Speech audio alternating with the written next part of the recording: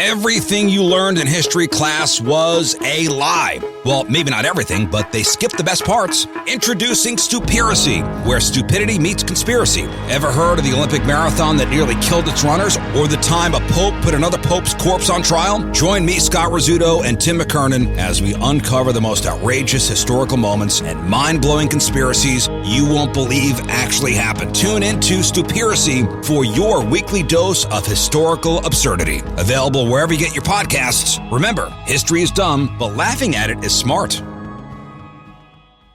And now, live from the TCL broadcast studios, it's Joe Souchere and Patrick Royce with Sports Talk.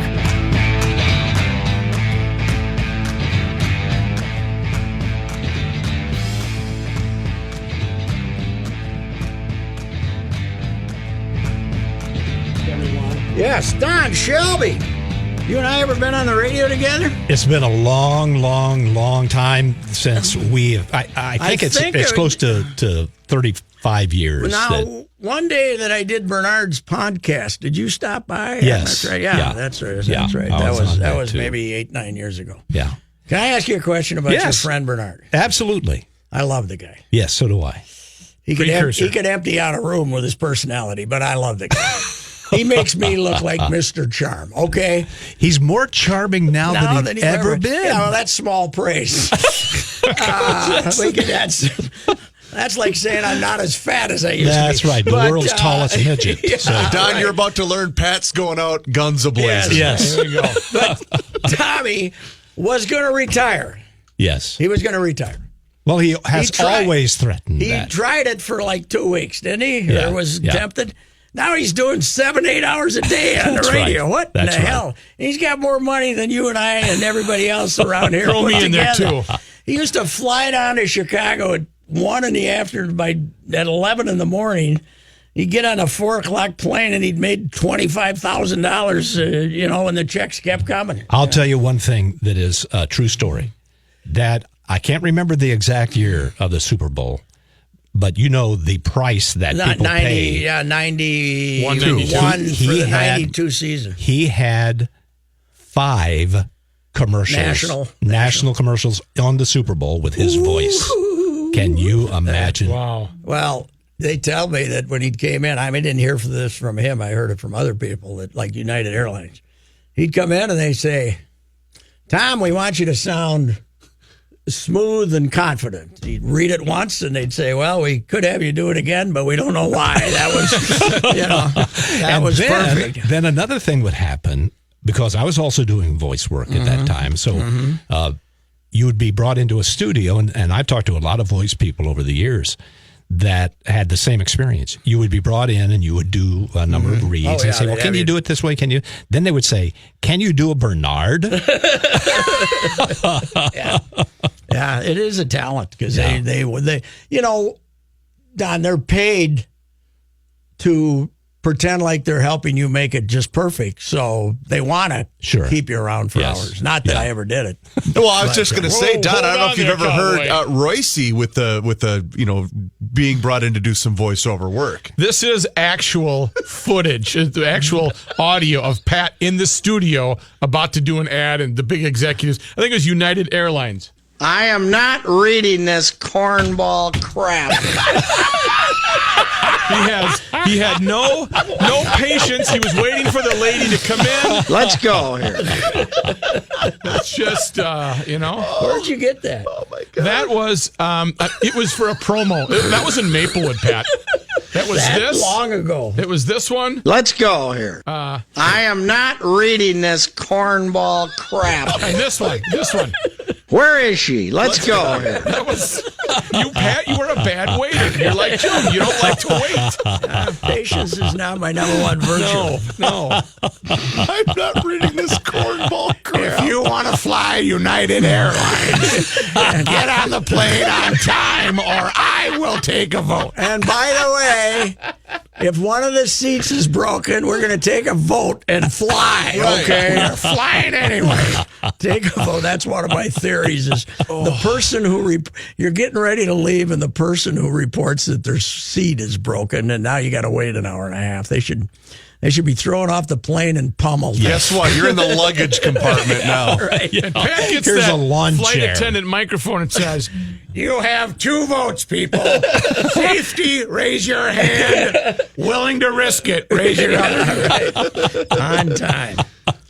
So you had something on your mind. What is it, sir? Well, when I first got to town 40 years ago, exactly 40 years ago, I asked Ron Handberg, how can I get to know Minnesota? And he said, read Patrick Royce. Really? Well, that would be Read nice of Patrick him. Royce. And so I did, and never stopped to this day reading Patrick Royce and listening when I could to your program. Well, I wish you hadn't read it the day I wrote tiptoed ball throwing. Yeah, but that's I knew that was coming up. another topic. I wish you would have skipped that Saturday, but that's okay. You know what? We were talking about that the other day, Don. Internet age, I would not have survived. No, No, would not, because it would have become national. absolutely. Yeah, Absolutely. and that was a bad move by me. I'll admit that. But it was a move in the moment. It historically placed. You were not saying anything that was any different than the general public Except I was said it. saying.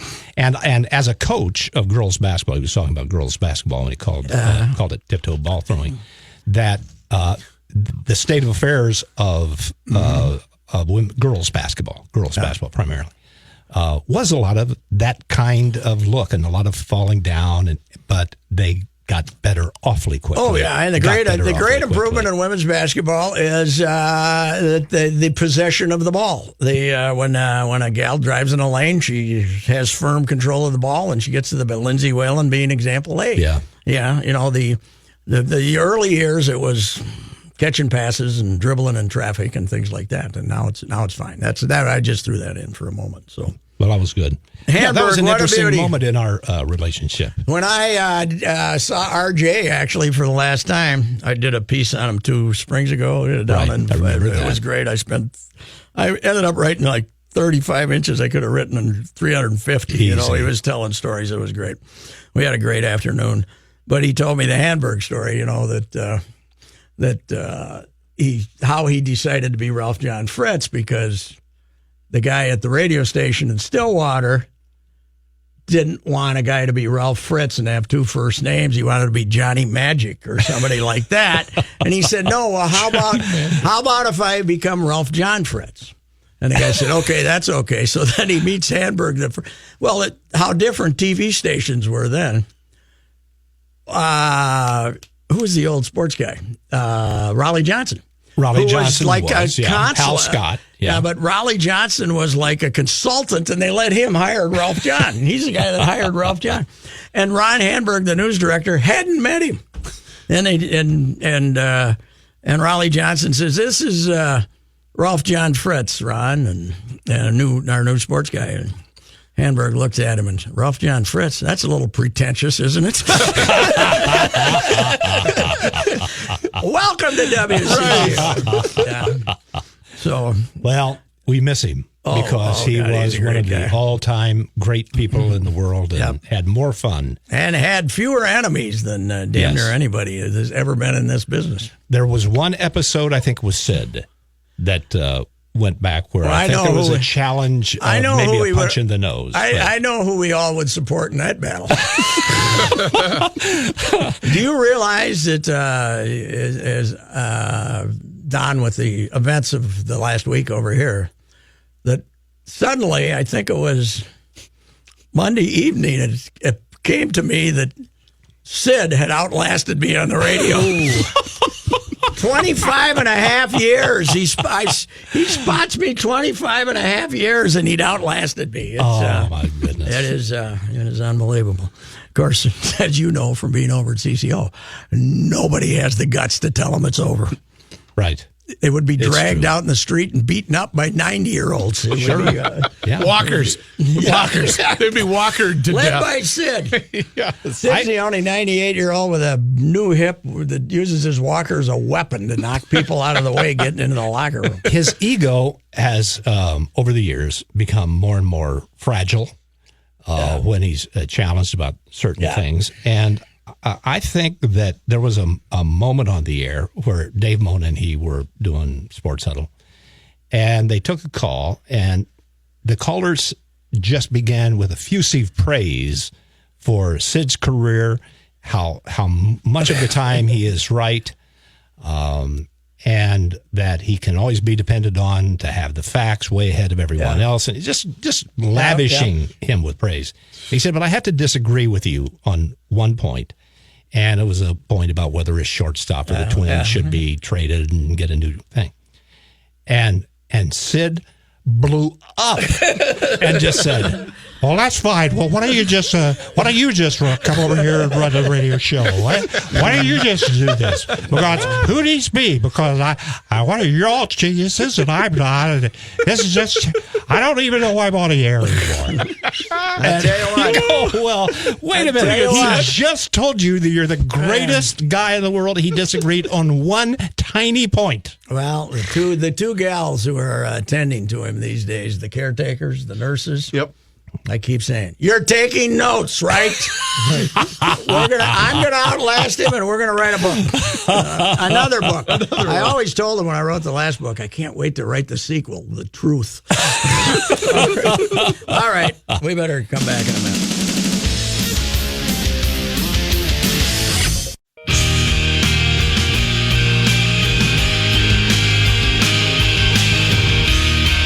All right, Sports Talk. Don Shelby's here. What's up?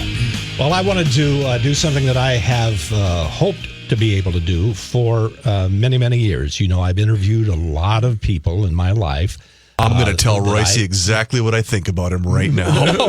I've interviewed. This means questions. Okay. So there was a reason why Hanberg told me to read you. Not only was it about a sense of Minnesota and the sports teams and all the things you wrote about, but it was, and I am not going to blow smoke. I've read a lot of writers, but please don't be embarrassed. But I'm going to put you in the Red Smith, Grantland Rice category because your work is literature to me.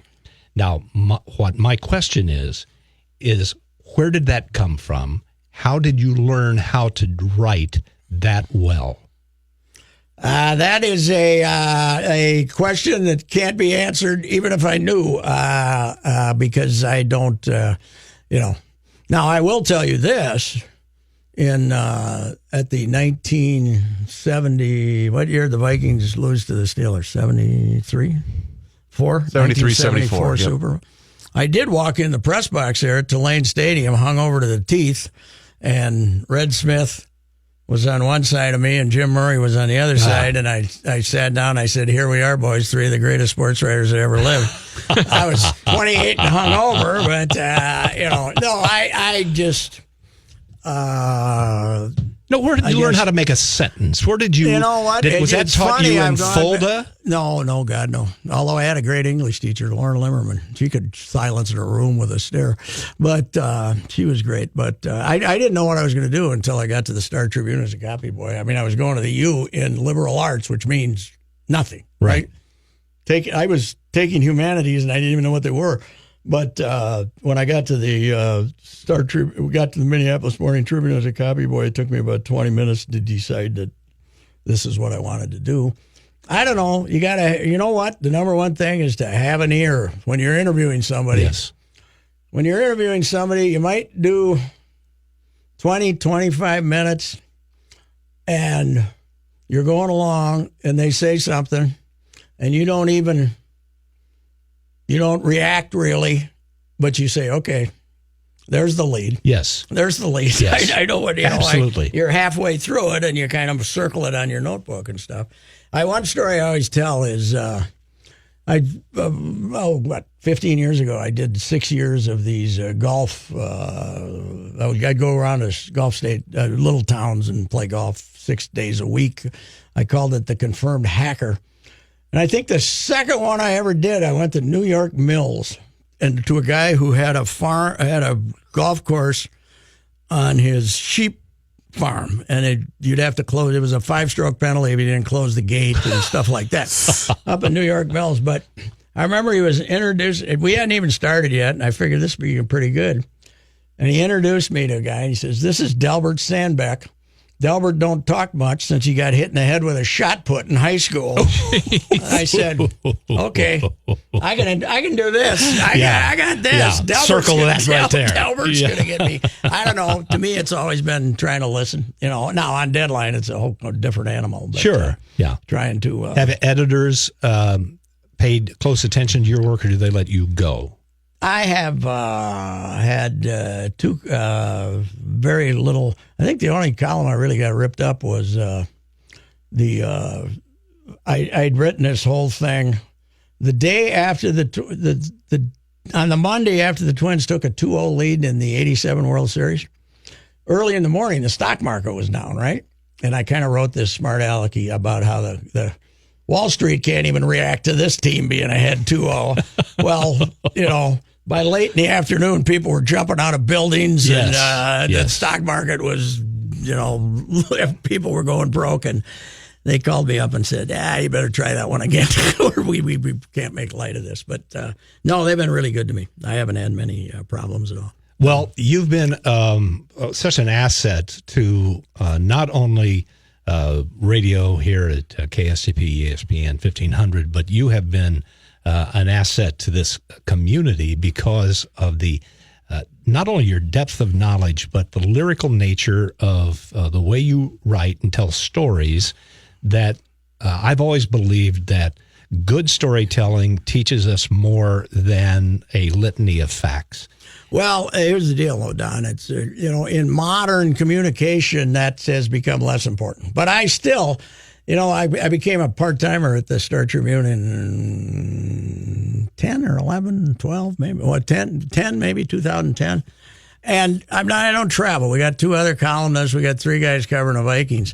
And I love it. I love going to Milroy and doing the 2 baseball parks. Sure. And that. I love doing that because they don't need me to go out and talk to whoever the hell, like Kirk Cousins or somebody like that. I like, and that makes... for storytelling, because they don't make me go out and do, Viking story, go stand in front of a guy for 10 minutes and try to get a column out of it, with quotes. They let me go do that kind of stuff. I know people who care nothing at all for sports, who read religiously Patrick Royce, because it's a fulfilling time that they spend, because their vision expands, their knowledge expands, but at the bottom, it is entertaining and important, and they're learning something about a side of the world that they don't know anything about. And that, I think, by bringing sports the way you have brought sports into the people's lives is immeasurable value. I think there's a lot of Gopher fans who are listening right now and throwing things at the Phil Fleck fans might disagree with you, but thanks, Don. That was too kind to say the least. No, you have to if you're going to be good at what you're doing. You have to go after the people who are causing the problems. All right, you have to do that. Thanks, Don. Hey, see Bruce Vail has any compliments for me. Bruce, you got anything prepared? Well, it's been a pleasure, gentlemen. That's all I can say. Yeah, right. All right, keep it going. I'm going to do my breakaway here. Sports Talk will return.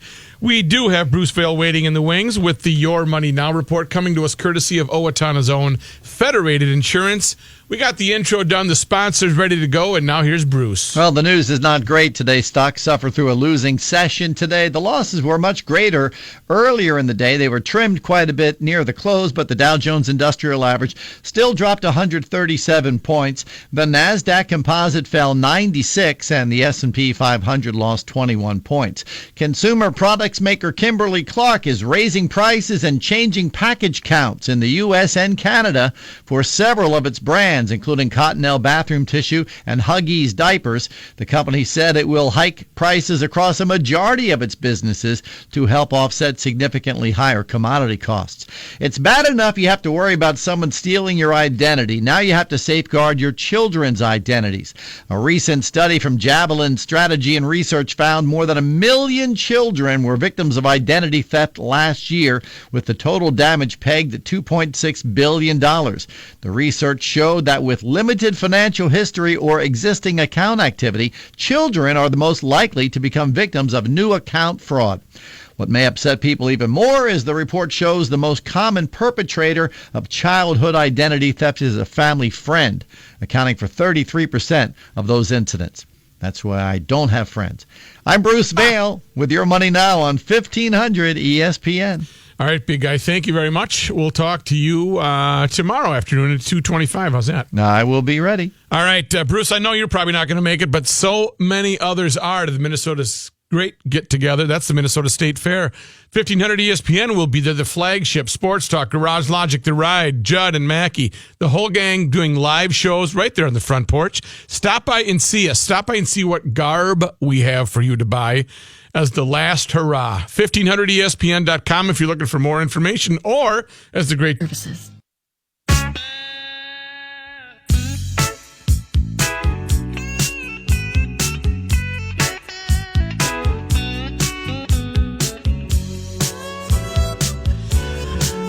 All right, here is Mr. John Haidt.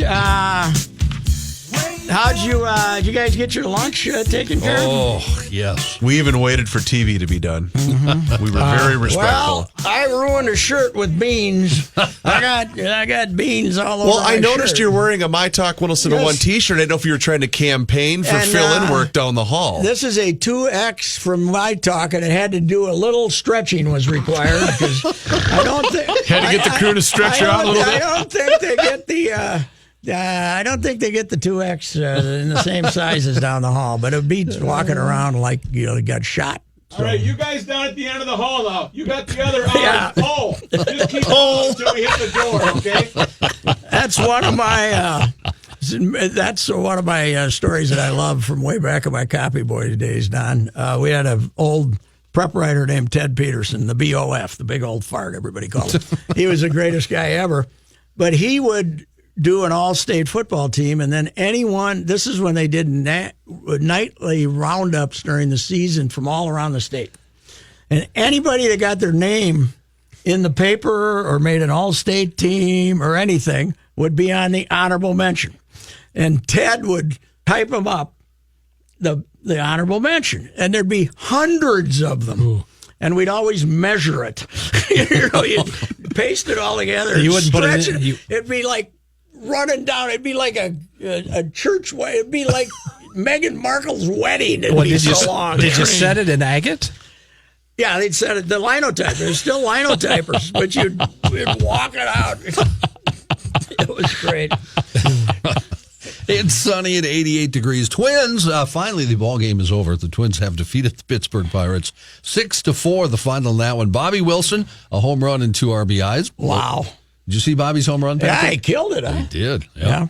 Logan Forsythe with 3 RBIs, a couple of RBI singles. Twins now will play Detroit, a 4-game series. I love Bobby Wilson. I did a piece on him this spring. He's great. He's one of these guys that, just won't go away. Looks like a backup catcher. But I got a question for you. Yeah. We're doing this on-the-run rebuild, right? And they've traded everybody, and you're giving half the playing time to a 36-year-old guy hitting 150. I don't quite get that. I mean, shouldn't you let Garver catch 5 or 6 games a week? He's a good receiver. Oh, he is. He's a fine receiver, although he couldn't fix Barrios today. Okay, I'm going to say it. Here we go. Overrated. Ooh, Barrios? Well, wait, you're the one that rated him. No. How can he be overrated when you gave out the rating? He's the All-Star team. I mean, everybody's talking about him as an ace. Nope. Not yet. Doesn't throw enough strikes. There you go. That's my hot take. It's a piping hot sports Right, I take. second that one. Who was he talking about for $1 million? The guy, he's not a DH. The guy. But he's on the Twins. There you go. He's one of the guys. He throws it. Guy can bring I it. think he was a better pitcher when he was Barrios. You think the name you're talking about changed? Barrios or Changed the name. Barrios? It's Barrios floats off the tongue. Barrios, you got to go, Barrios. Yeah, Barrios reminded me of a cereal. Cheerios. Barrios is very good. Surly has announced its second collaboration with former Twins closer Glenn Perkins. This one, amazingly enough, is called The Closer, but with a K. K-L-O-S-E-R. It'll be available at the State Fair at the Ballpark Cafe. Based on one of Perkins' homemade brews, it's a traditional hop-heavy American IPA. Pretty similar, sounds to me, to the Cut-Down IPA that he collaborated with Surly on for opening day at Target Field. Shelby, you're kind of a guy who, in retirement, found hobbies, right? I mean, fish. You've always fished. but Yes, all volunteer on nonprofit all boards. kinds of stuff. Yeah. Perky's crazy, man. Yes. Woodworking, meat smoke. He's like this, wants to become the world's greatest smoker of meats, and now he's a beer maker too. He's anything to kill his time, and he built himself like the outdoor hockey rink of all time his out in his pole barn. pole barn out there. So. What did Bud say? Guy has to have a place, to go. A place to go. I've been thinking Of course, about. Bud, when he had a place to go in Winter Park, it was to get the free gas. But I have literally been thinking of going to the Dunwoody Institute to learn how to become a master welder. Oh, Really? that would be Yes. really cool. Yeah. Yeah. I But would what agree. are you going to make then? Sculptures? or I what? have no idea. You just like the flames. Huh? Yes, I like working with acetylene torches. I'm a bit of a Solder a couple pyromaniac. forks together and say, "Here you go. Here, look what I got you for Christmas." Like, oh my God, get him out of here. News notes from today. I got to say one thing. As the son of an undertaker in Fulda, Minnesota, who always had guys to do everything, I'm the biggest klutz that ever lived. I can't do anything. What do you mean? You took down the tree branch last year at the Royce Estate with the hatchet. Hatchet, yeah. The hatchet? Well, a branch fell in the front yard, and I was trying to chop it up to get it in the wood barrel there, and I didn't have a saw, didn't have anything. I'm out there with a dull hatchet trying to get it. Finally, the neighbor came over, and it was fairly fresh wood was the problem. That was the problem. Right. It wasn't your dull hatchet, Johnny Appleseed. Or your lackluster skills. I just see you not having your heart into it. You're just kind of going. No, I was hitting the hell out of Oh, it. yeah? Here's my problem with a hatchet. Here's my I problem. can't hit the same space. You got to hit the same You got place. bad aim. You know, if you're going up and down the tree, it Just looked like you did a cartwheel. You have to use a hatchet more than once to be able to know how to do You that. got to hit the groove, else it doesn't do you any good. I'm surprised you still have both feet after that. You went back to the DA. There's a hole in the bucket. News notes from today. The man killed in a St. Paul officer-involved shooting fired off multiple rounds from a gun inside the house and pointed a gun at his roommate's head. That, according to court documents released connected to the case. St. Paul police officers Vincent Adams and Matthew Jones responding to reports of a man firing a weapon inside a home at 905 St. Anthony Avenue on August 5th when they shot and killed 43-year-old William Hughes. The Bureau of Criminal Apprehension said the officers entered the enclosed porch area of the home, knocked on one of two doors, and Hughes emerged through the other. The officer had heard Hughes issue a verbal threat toward them and that he was holding a handgun, started to raise the gun toward officers. Also, according to a search warrant filed in Ramsey County, the person who called 911 said they were staying with Hughes prior to the shooting and that Hughes fell out of his bed and became hostile. Search warrant said Hughes then drew a firearm and shot 2 to 3 rounds into the wall toward the roommate. Roommate then told investigators Hughes pointed the firearm at their head, according to the complaint. Out of concern for Hughes, the roommate left the apartment, called police, and that's when police arrived. Former Trump campaign manager Corey Lewandowski today questioning the validity and enforceability of any non-disclosure agreements for White House employees. Lewandowski's comments came after the Trump campaign had accused ex-White House aide Omarosa Manigault Newman of violating a non-disclosure agreement. Lewandowski, Greatest troller in history right there, this gal. She's great. Lewandowski, speaking at a breakfast hosted by the Christian Science Monitor in Washington, said he had to sign a non-disclosure when he joined a precursor of the Trump campaign in June 2015, but he questioned whether a public employee can be held to such an agreement, legally speaking. Holy cow. Corey siding on against Donald Against there? Donald, That doesn't happen very often. Well, Don McGahn, the president's attorney, said, no, these are not enforceable when he was trying to get them to sign it. He said, sign it because they're not enforceable. Oh, okay. So he told them. Well, here's the deal, though. This, I was telling this story earlier. Your guy, Bernard. Yeah. Howard Stern came to town. Yes. Spent 6 months insulting Bernard. Yes. Bernard never mentioned him on the radio because they just let Bernard's massive audience not know that Howard Stern was in town. And 6 months later, Howard Stern was out of town. Yes. This guy can't resist. This guy's selling her more books every day. Shut up. He's falling for it. Yeah. Oh, yeah. She knew how he'd respond. Yeah. Now, the same thing happened when Jason Lewis would attack me every day on the air as DFL Don. Okay. Right? It's called me DFL Don. Clever. And what he was trying to do was to get me into a fight. But I had a position that every time I mentioned the name of a competitor on the air, that was free publicity for that person. Right. So it made him so livid that I would not fight him on the air. You know who's really a weasel? Barrero. That guy, The hell's wrong he's an with him? amateur. He can't be trusted. That guy. And he's bald, too. Uncle Fester. Just get up the And he's not from Minnesota. Right. He He's not acts even one like of he's us. from Minnesota.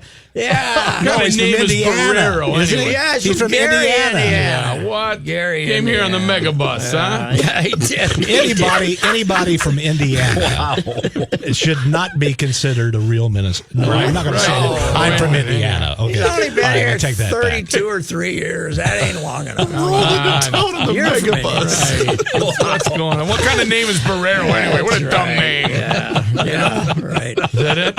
Yeah. You think yeah. they'll get back? They'll get back to him? Okay. I'm sure he checks the podcast every day. Probably too late to have him start ripping us off. Yeah, probably too late. You know what the funny thing is I don't think it'll help. last year, a man that looked almost to the T like Dan Barrero was walking around the Garage Logic crowd and watching us do the show. Oh, yeah, I remember. I kind of mentioned, Joe, you better, we were talking about having him there. Yeah. you might be looking for a producer. Well, Dan, if you want to come by again and Guardsy's having an off day, you give me a buzz, all right?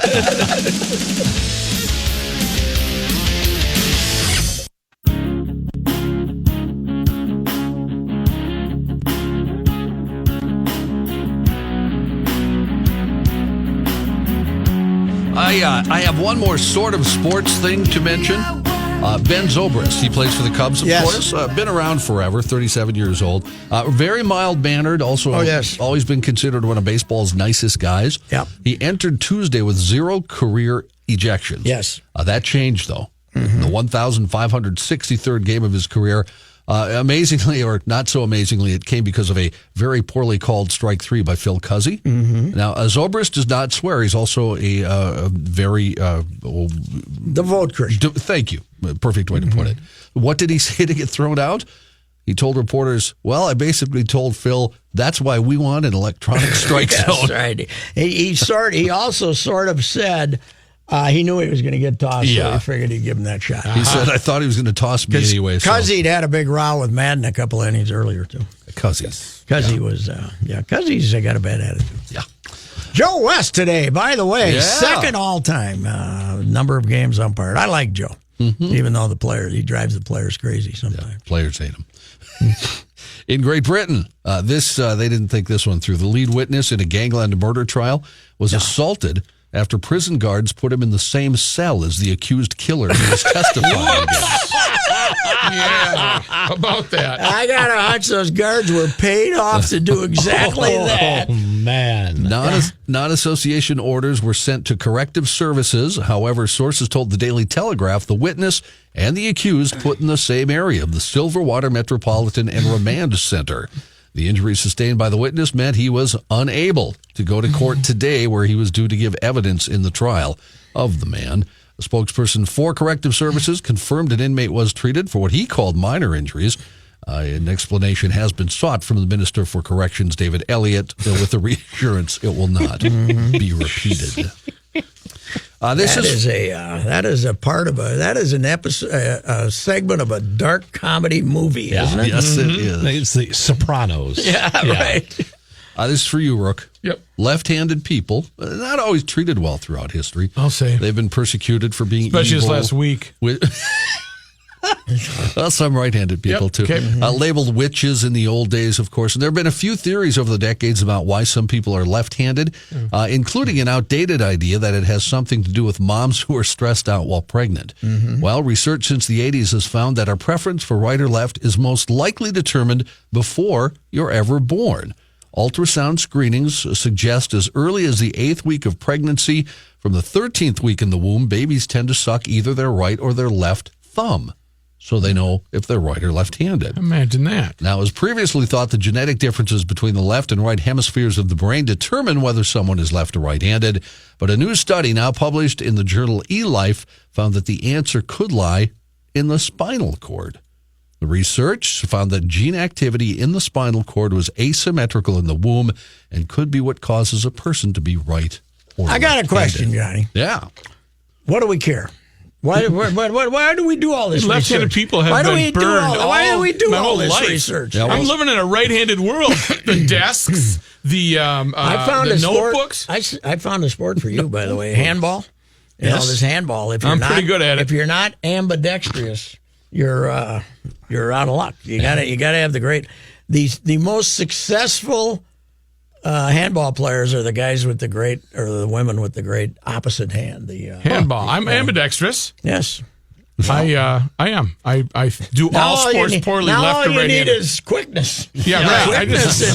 Wait a minute, you're going to say that again. Look, you do all sports equally bad, left or right. Yes, exactly. Left-handed or right-handed. We ever tell you about the time that the great Dutch Kragen chose us, the Suture, Ricey, and Rookie Sports Talk Show, to come up and hit the inaugural shots at his new golf course. Yeah. His new golf course. Gorgeous Kragen's Beautiful. Legacy. Boy, it was nice. And about, from me to that, I don't know what, 30 yards. Just 30 yards out in maybe front of us was this big rock.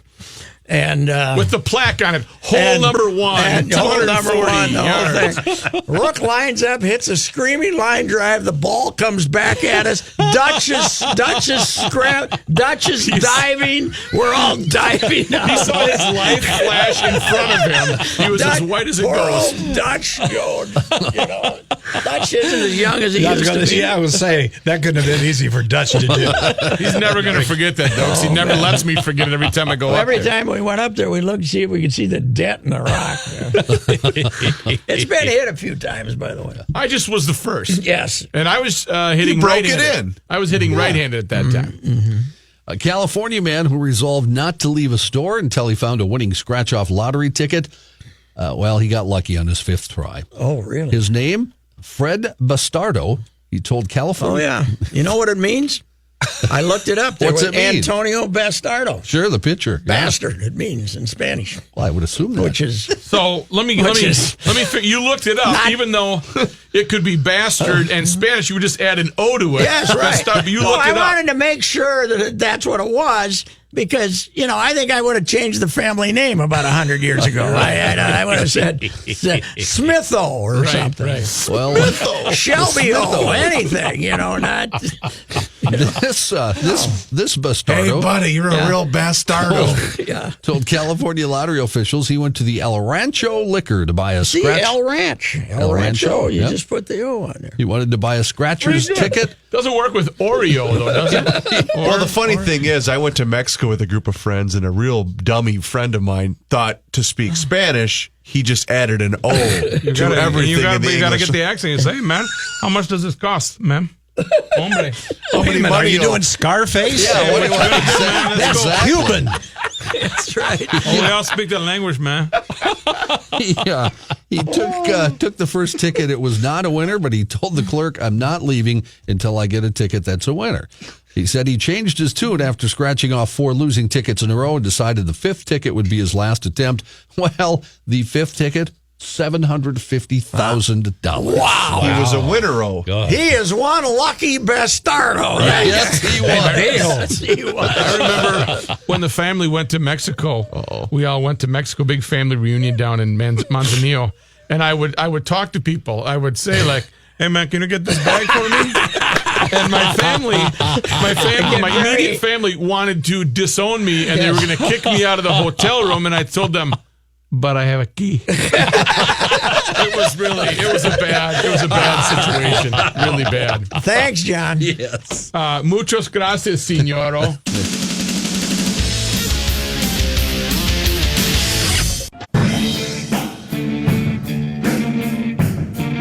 So you were telling me, Don, you got a soccer phenom in the family, huh? Yes, got a young 10-year-old grandson What's who's his supposed to name? be really good. His name is Hudson Benitez. And so when you watch him play soccer, he can actually do stuff. Huh? Yeah, he really does. He's got a lot of moves that, as a basketball player, I think, how in the world can they do with their feet what I couldn't do with my hands It is. dribbling? But he's really fantastic. His dad was a good soccer player, but What school district? He's going to be in the Minnetonka School District Okay. right now. He just graduated into middle school, but in the Excelsior system. But what I think is interesting is that the Major League Soccer team here in town is starting developmental groups where they're going around and plucking as the young best as kids, 10 years as young old, as huh? 10 years That's old, and bring amazing. them up because they want to create a giant body of great athletes. And there was a Seattle kid, I think, who just got $20 million to go to Munich. Really? Yeah. All right. Maybe he'll take care of you in your old age. I'm counting on that, Okay. yes. All right, Don. Thanks for being in. All right. Yes. Thank you, Patrick. Thank you, Don Shelby. 1500 ESPN is KSTP St. Paul, Minneapolis. It is the ride that's coming up next with Mr. Patrick James Stephen Ricey. And right now,